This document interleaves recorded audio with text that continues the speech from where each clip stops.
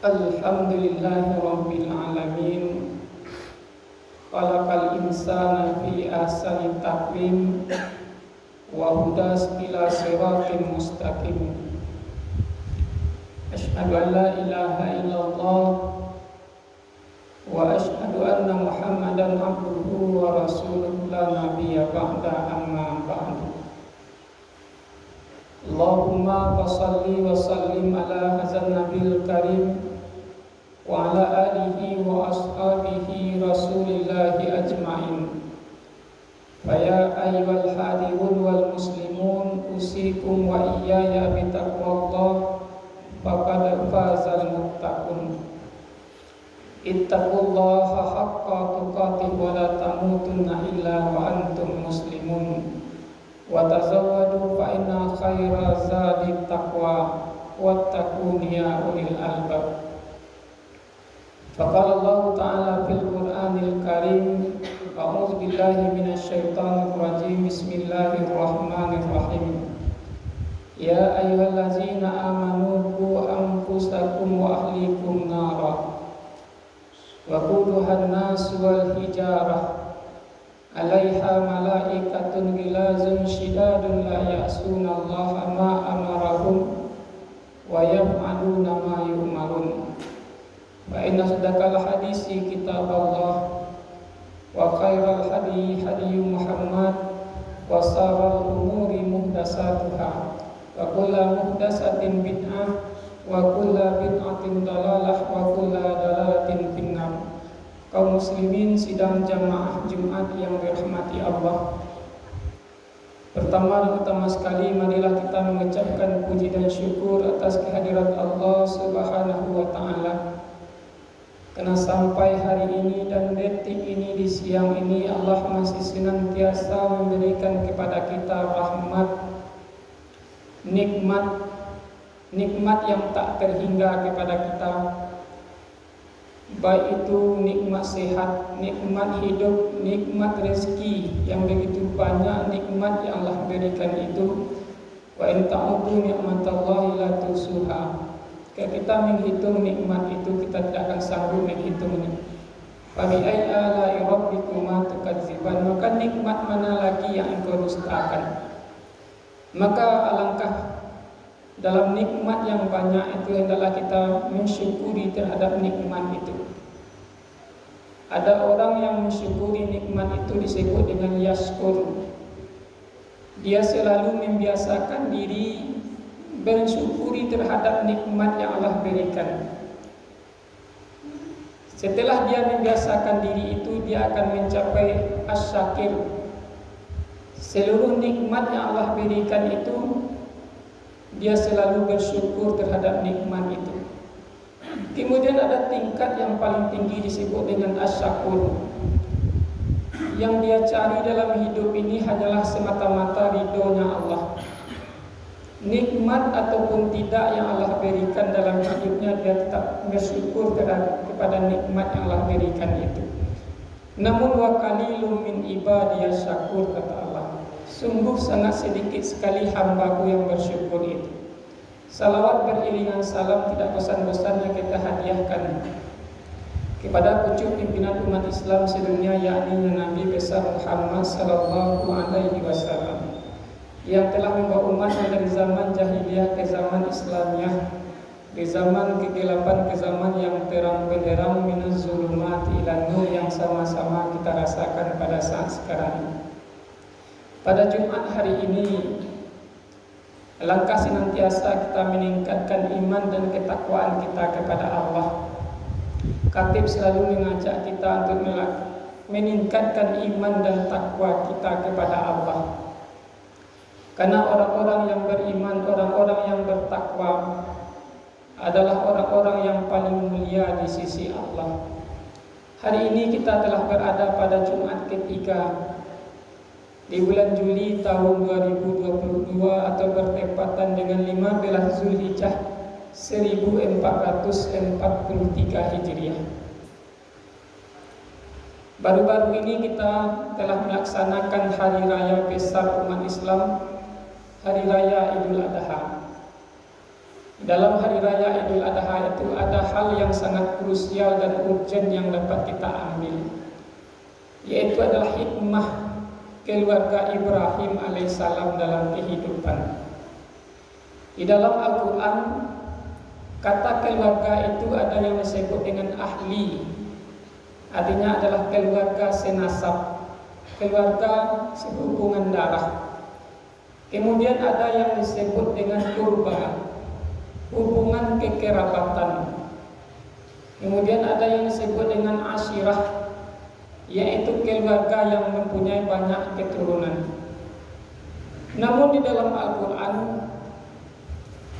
Allah memberikan model dan tipe keluarga itu 4 macam model dan tipe keluarga dalam Al-Quran, yang sepanjang sejarah sampai hari ini 4 model dan macam itu selalu berganti, selalu mempunyai sejarah dan kisah sampai hari ini. Yang pertama, model keluarga dalam Al-Quran adalah suaminya saleh, istri dan anaknya durhaka, yaitu adalah tipe keluarga Nabi Nuh alaihissalam. Nabi Nuh ini mempunyai seorang istri bernama Amzurah dalam menurut Ibnu Jarir At-Tabari. Allah memberikan gambaran istri Nabi Nuh ini di dalam surat At-Tahrim ayat 10 yang berbunyi, wa daraba masalan lil ladzina kafaru imra'atan nuhan wa imra'atan lut. Allah menjadikan perumpamaan orang-orang kafir itu seperti istri Nabi Nuh dan istri Nabi Lut. Istri Nabi Nuh itu mempunyai nama Amzurah, istri Nabi Lut mempunyai nama Wa'ilah. Keduanya durhaka kepada suaminya. Kana tahta abdaini min ibadina salihaini. Istri Nabi Lut dan Nabi Nuh ini, dia adalah dipimpin oleh 2 orang yang saleh. Fakanatahuma falam yughniya anhuma minallahi syai'a.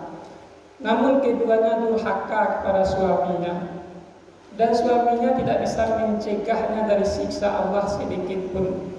Wa qila tadkhulan nar ma'ad dakhilin, dan dikatakan kepada mereka, masuklah kamu ke dalam neraka bersama orang-orang yang masuk ke dalam neraka itu.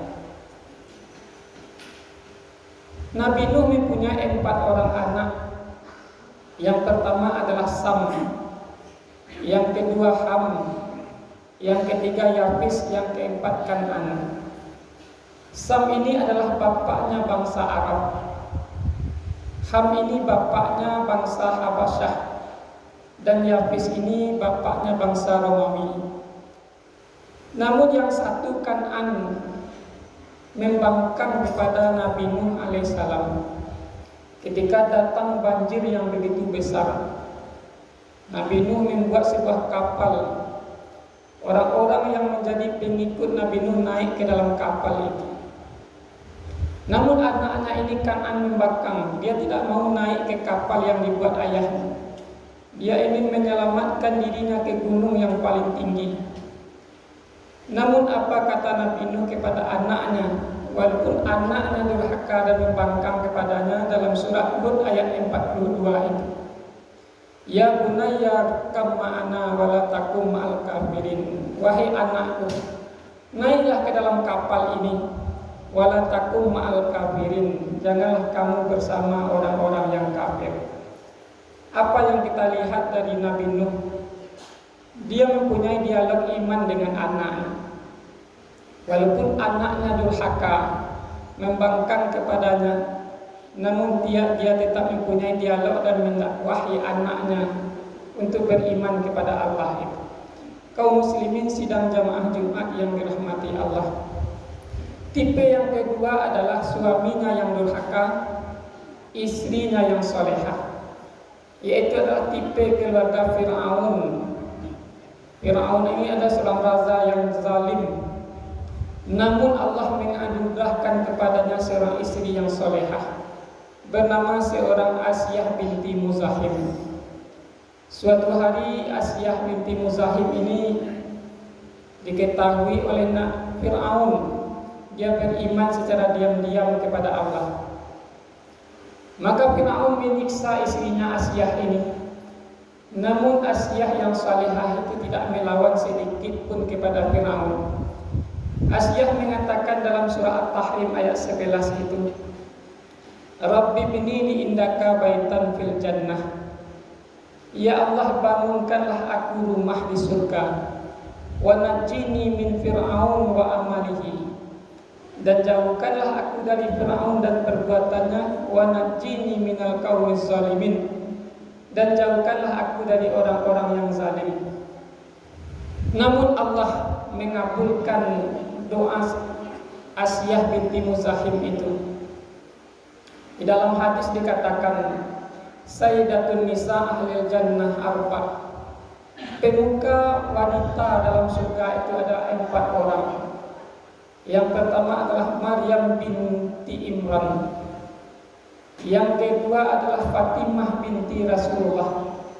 Yang ketiga adalah Khadijah binti Khuwailid. Dan yang keempat adalah Asyah binti Muzahim.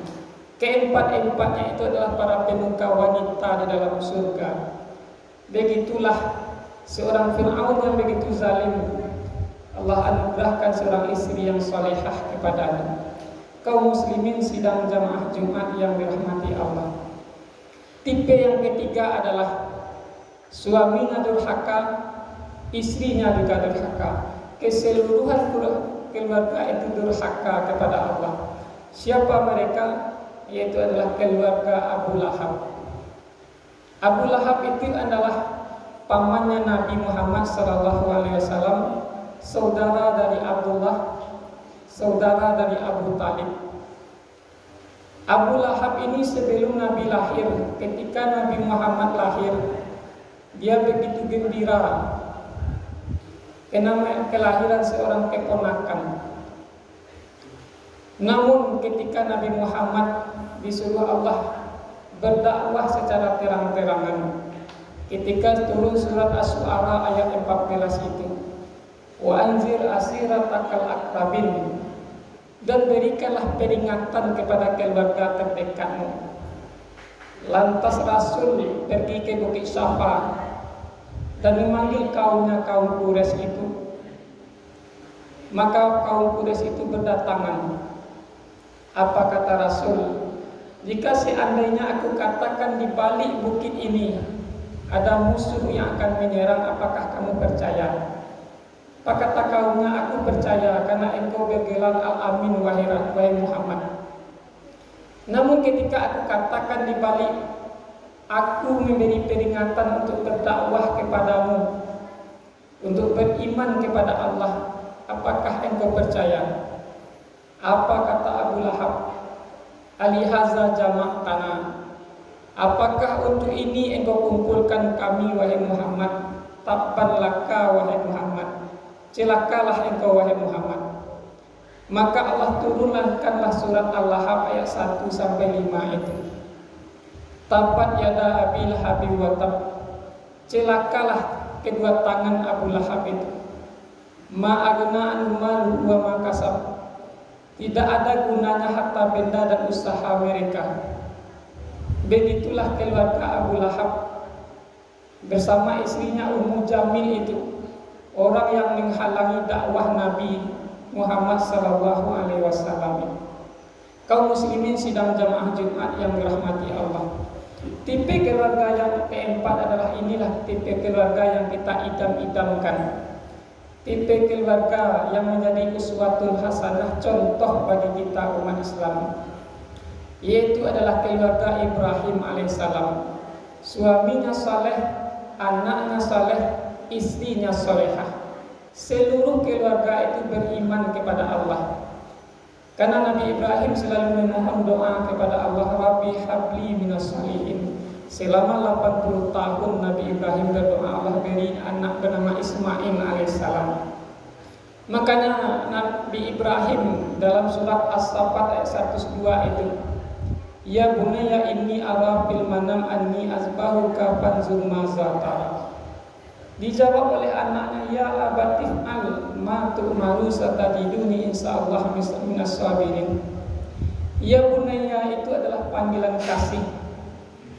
Apabila seorang ayah memanggil anaknya dengan panggilan terkasih, maka secara spontan anak akan memanggil ayahnya dengan panggilan tersayang, ya abatif al. Adakah ayah seperti Ibrahim pada hari ini? Adakah ibu seperti Hajar pada hari ini? Adakah anak seperti Ismail pada hari ini? Banyak orang mengatakan kita tidak bisa meneladani keluarga Ibrahim. Kita ini tidak nabi. Tapi ada seorang manusia biasa bernama Imran. Imran hanya manusia biasa, namun dia meneladani kisah Ibrahim alaihissalam.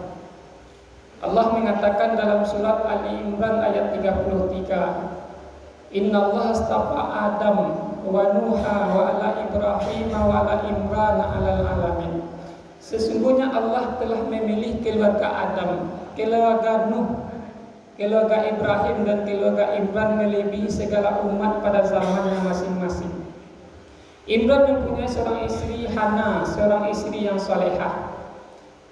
Ketika Hana itu mengandung, dia mengatakan dalam surat Al-Imran ayat 35 itu, Rabbi inni nazartu laka ma fi batni muharrara. Ya Tuhan, aku bernazar jika seandainya anakku ini lahir, maka aku akan mendekatkan dia kepadamu di rumahmu Baitul Maqdis itu. Ternyata yang lahir tidak laki-laki tetapi seorang perempuan bernama Maryam.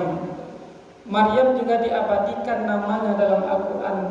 Dari Maryam itulah melahirkan Nabi Isa alaihissalam. Dari keluarga yang soleh dan solehah melahirkan seorang cucu Nabi. Begitu banyak seorang percontohan keluarga Islam dan solehah itu yang melahirkan generasi-generasi terbaik pada zamannya. Seorang anak Umar bin Khattab, Abdullah bin Umar, yang dinikahkan ayahnya dengan seorang penjual susu, melahirkan seorang generasi bernama Khalifah Umar bin Abdul Aziz.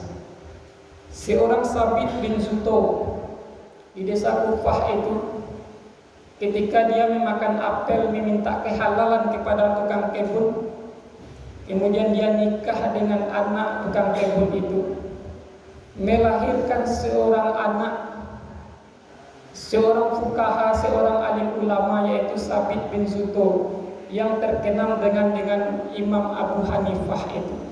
Begitulah seorang keluarga yang alim, keluarga yang saleh dan solehah akan melahirkan generasi-generasi yang saleh dan solehah. Namun dalam 4 tipe keluarga itu selalu ada pada umat hari ini. Ada yang seorang ustadz mendapatkan istri yang durhaka. Ada seorang suami yang durhaka namun mendapatkan istri yang solehah. Ada suami yang durhaka mendapatkan juga istri yang durhaka. Namun ada suami yang saleh mendapatkan istri yang saleh. Keempat tipe keluarga ini selalu ada pada umat dan zaman hari ini. Kaum muslimin sidang jamaah Jumat yang dirahmati Allah, bagaimana cara untuk menjadikan keluarga itu menjadi keluarga yang saleh dan solehah itu? Kita hari ini riskan melihat angka perceraian selalu meningkat dari tahun ke tahun, baik itu di Kota Padang, di Sumatera Barat. Hari ini 18.000 kasus perceraian. Penyebabnya adalah masalah ekonomi, masalah tidak adanya pengetahuan agama pada seorang suami, kemudian masalah perselingkuhan. Makanya yang pertama itu adalah untuk menjadikan keluarga itu saleh dan salih adalah agamis. Keluarga itu perlu beragamis, mempunyai ilmu pengetahuan agama. Kena tunkihul mar'atul li'arba'ah, nikahilah wanita itu kena 4 hal. Lidiniha yang terakhir, fasfar bizati din taribat yadak, pilihlah agamanya maka kamu akan puas. Makanya memilih istri yang salehah, seperti Ibrahim memilih Hajar, seorang istri yang salehah. Kemudian yang kedua adalah hierarkis, yaitu adalah perlu kepemimpinan dalam keluarga. Dalam surat An-Nisa ayat 34 itu Allah katakan ar-rijalu qawwamuna 'alan nisa. Lelaki itu adalah pemimpin bagi wanita. Tapi hari ini banyak An-Nisa qawwamuna 'alan rijal.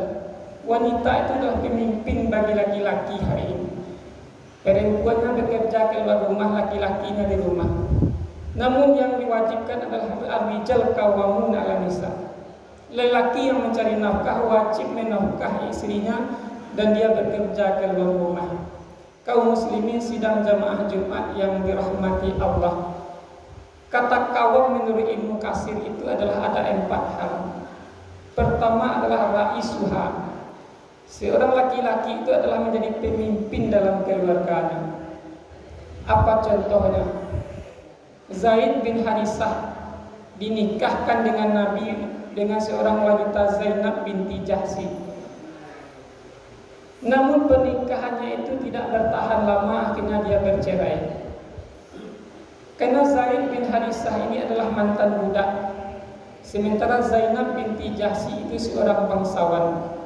Zaid bin Harisah tidak bisa menaikkan dirinya, Zainab binti Jahsy tidak bisa menurunkan egonya. Maka akhirnya bercerai karena tidak sekufu. Zaid bin Harisah tidak bisa menjadi raisuha, pemimpin. Makanya dia bercerai, akhirnya Zaid bin Harisah bernikah dengan Ummu Aiman. Sementara Zainab binti Jahsy dinikahkan oleh Nabi Muhammad. Pernikahan yang sekufu Zaid bin Harisah dengan Ummu Aiman itu melahirkan seorang anak terbaik bernama Usamah bin Zaid. Pada umur 18 tahun dia diutus Rasul menjadi panglima perang ke Romawi.